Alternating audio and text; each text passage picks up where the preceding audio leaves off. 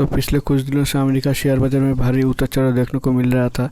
इस गिरावट का मुख्य जो कारण है राष्ट्रपति डोनाल्ड ट्रंप द्वारा घोषित किए गए नए जो टैरिफ का पॉलिसी है उसको बताया जा रहा है। तो इसका जो देखिए इसके कारण 3 मार्च ट्रंप ने पहली बार कनाडा और मेक्सिको से जो प्रोडक्ट्स एक्सपोर्ट होने वाला था उसके ऊपर 25% का टैरिफ लगाए थे। तो इसके कारण देखिए इस कदम को उन्होंने बताया था अवैध प्रवास और मादक पदार्थों की तस्करी को रोकने के नाम पर लेकिन इसका जो असर है पूरा ग्लोबल मार्केट पर पड़ने लगा था। तो इस घोषणा के बाद अमेरिका शेयर बाजार में अगर देख पाएंगे तो देखिए SP 100 में 500 में 1.5% का गिरावट देखने को मिला था। और अगर यहाँ पे देखिए नेस्डेक में देखें तो देखिए लास्ट 2 मंथ में अगर यहाँ पे देख पा रहे हैं आप तो देखिए लास्ट मंथ में इतना बड़ा एक बियरिश कैंडल बना था 1.4 और यहाँ पे देखिए लगभग 7% का गिरावट हो गया एक मंथ में। और अगर ट्रम्प जब से ये अनाउंसमेंट किए थे लगभग 2 मंथ में यहाँ पे देखे तो देखिए बियरिश ट्रेंड में ही रहा है और बहुत बड़ा गिरावट आया है। तो निवेशकों की आशंका ये है कि इस कदम से अमेरिका और उसके साथ साथ पूरा ग्लोबल मार्केट में बहुत बड़ा एक मंदी आ सकता है। और 10 मार्च 2025 को राष्ट्रपति ट्रंप ने कनाडा से जो एक्सपोर्ट होने वाला था स्टील और एल्यूमिनियम उसके ऊपर 25% का फिर से एक्स्ट्रा टैरिफ लगाया था। और इसको भी उन्होंने बताया कि ये नेशनल सिक्योरिटी का मामला है, लेकिन इससे कारण इंटरनेशनल मार्केट में और बहुत बड़ा अस्थिरता आ गई है। तो इस फैसले का असर देखिए बहुत सारे कंपनी के ऊपर पड़ा था। और साथ ही साथ अगर देखें तो यहाँ पे देखिए लास्ट वीक में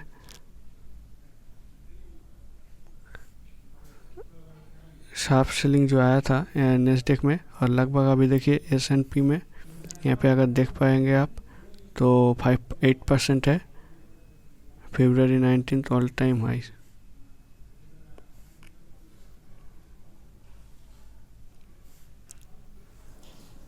और देखिए दोस्तों इसके कारण देखिए येस मार्केट लॉसेस 4 ट्रिलियन लगभग 4 ट्रिलियन का इतना बड़ा नुकसान हो गया है। अगर इस 4 ट्रिलियन को अगर कंपेयर करें हम बताया जा रहा है इंडियन मार्केट का 5 ट्रिलियन का अभी बजट हो सकता है 2030 तक। तो यहाँ पे देखिए पूरा मार्केट का ही 4 ट्रिलियन का लॉस हो गया है। तो ये जो 4 ट्रिलियन लॉस आप कंपेयर कर सकते हैं हमारा जो इंडियन मार्केट है टोटल मार्केट का वैल्यू से भी ज़्यादा है 4 ट्रिलियन का ये जो लॉस है। तो इस फैसले का असर कई सारी कंपनी का पड़ा है। डेल्टा एयरलाइंस ने अपनी कमाई के पूर्वानुमान को बहुत कम करके दिया है और कंज्यूमर कॉन्फिडेंस इंडेक्स जो है उसमें भी गिरावट भी आया है मार्केट में। तो एक संकेत दे रहा है कि अमेरिका एक नए आर्थिक मंदी का और भी बढ़ सकता है अभी। और देखिए अब अमेरिका बाजार अस्थिरता से जूझ रहा है। तब देखिए वैश्विक जो हमारा जो इंटरनेशनल जो निवेशक है और इन्वेस्टर्स और जो प्रोमोटर्स है वो अभी नया अपॉर्चुनिटी ढूंढने लगा है। तो अगर चीन का मार्केट में अगर देखें तो देखिए चीन का जो मार्केट है MSCI इसमें देखिए 18% का अभी इंक्रीज हुआ है इनका, जिसके कारण जो नया जो इंटरनेशनल इन्वेस्टर्स और प्रोमोटर्स है इन लोगों ने चीन के मार्केट के ऊपर इन्वेस्ट करने का सोच रहा था। तो इसके कारण अमेरिका में टेंशन और भी बढ़ गया अभी। तो देखिए इन अमेरिकन मार्केट में इस गिरावट के कारण को बताया है कि ये बहुत टेम्पररी जो आ रहा है अभी इसका कोई असर नहीं पड़ेगा और ये एक सेफ डेटा ब्लीफ है। तो और अमेरिका की अर्थव्यवस्था बहुत मजबूत है, इन्होंने ये अमेरिकन US मार्केट में यही कहा है।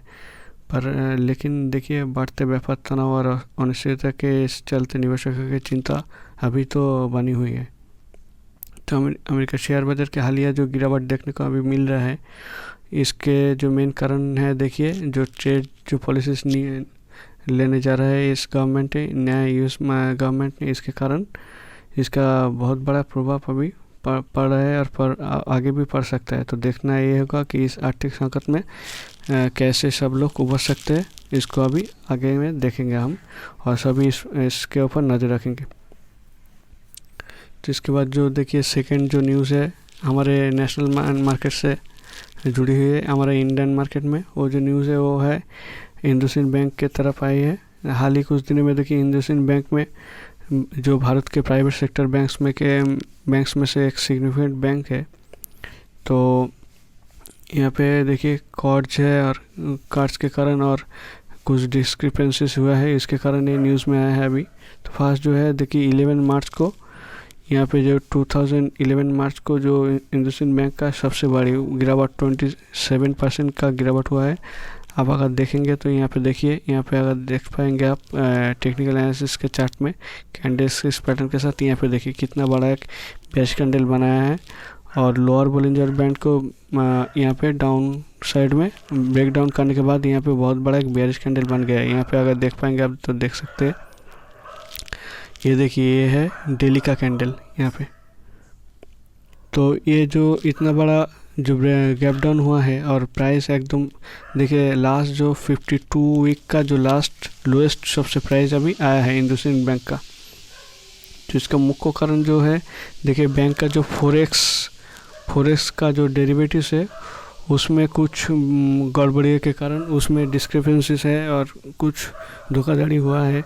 इसके कारण ये जो उसके बाद जो डिस्क्लोज हुआ है कि इंडसइंड बैंक का जो फॉरेक्स डेरिवेटिव्स है उसमें कुछ प्रॉब्लम और कुछ गड़बड़ियाँ हुई है, उसको डिस्क्लोज होने के बाद मार्केट में इतना बड़ा गिरावट अभी आया है।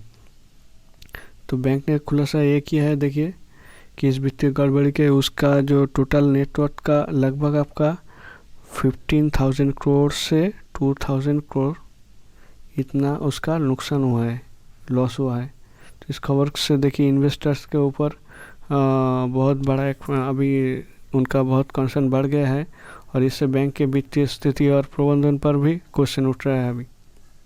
उसका एक दूसरा कारण जो है देखिए दूसरा जो कारण है वो है आरबीआई से उन्होंने सिर्फ ये जो बैंक का जो बोर्ड ऑफ डायरेक्टर्स है, बोर्ड ऑफ मेंबर्स है, इन्होंने बताया था, इन्होंने इनका जो आपका लास्ट सीईओ था ये सुमंत कटपलिया, इनके 3 इयर्स के एक्सटेंशन के लिए आरबीआई को बताया था। आरबीआई ने राजी नहीं हुआ, आरबीआई से सिर्फ एक साल का एक्सटेंशन मिला है। इसके कारण भी इन्वेस्टर का बहुत चिंता बढ़ गया था और शेयर बहुत नीचे गिरा था, क्योंकि इन्होंने बहुत सारे संस्कार किए थे इंडसइंड बैंक के लिए और बहुत सारे पॉलिसीज लाए थे जिससे बैंक का प्रॉफिट बढ़ सके और बैंक का शेयर भी बढ़ सके। पर इनका अभी एक्सटेंशन और भी पहले एक बार मिला था, अभी आरबीआई ने दूसरी बार राजी नहीं हुआ, सिर्फ 1 साल के लिए दिया है। इसके कारण देखिए बैंक का जो लीडरशिप और भविष्य के जो पॉलिसीज है इसके ऊपर अनिश्चितता अभी बढ़ सकता है।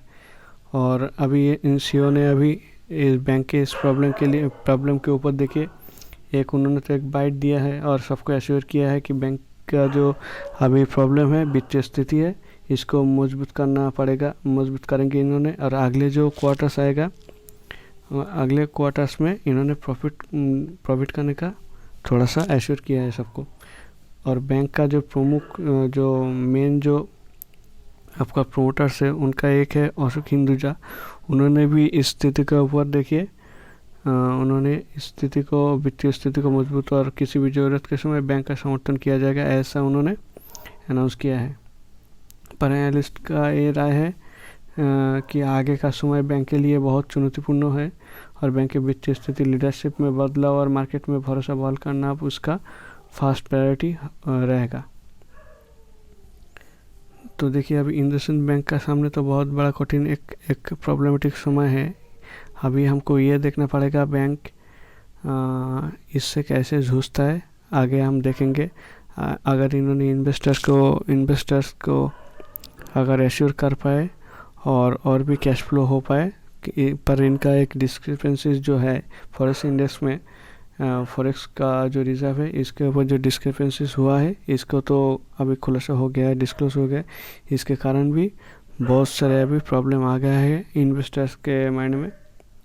तो अगर इन्होंने ये जो कटपटिया है इन्होंने इन जो सीईओ साहब इन्होंने अगर सबको अगर एश्योर कर पाए तो हो सकता है कुछ हो पाएगा। तो हमको देखना ही पड़ेगा आगे क्या होगा। तो दोस्तों ताज़ा अपडेट के लिए हमारे चैनल को सब्सक्राइब करें और इससे जुड़े रहे। थैंक यू दोस्तों।